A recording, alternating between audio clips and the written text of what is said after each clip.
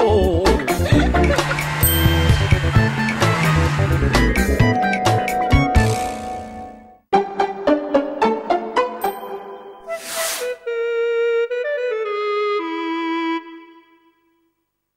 Il y en a marre de la géographie.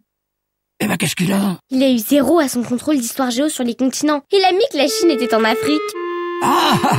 C'est que ce n'est pas si simple, cette histoire de continent. Tiens, justement, j'étais en train de me demander où aller cet été. Si je vais en Turquie, par exemple, je vais sur quel continent? Ben, pas en Afrique?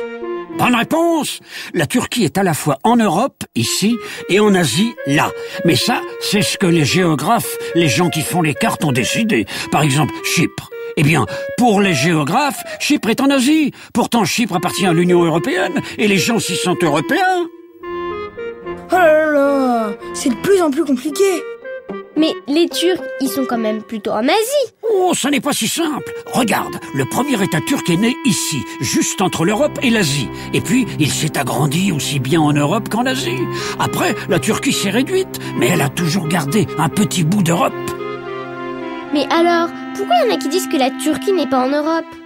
Ceux qui disent ça le disent en fait pour d'autres raisons. Ils ont peur que la Turquie soit trop différente pour faire partie de l'Union européenne. Surtout parce que les Turcs sont musulmans, alors que dans les pays de l'Union européenne, les gens sont surtout chrétiens. Ils ont peur aussi parce que les Turcs sont nombreux, 74 millions.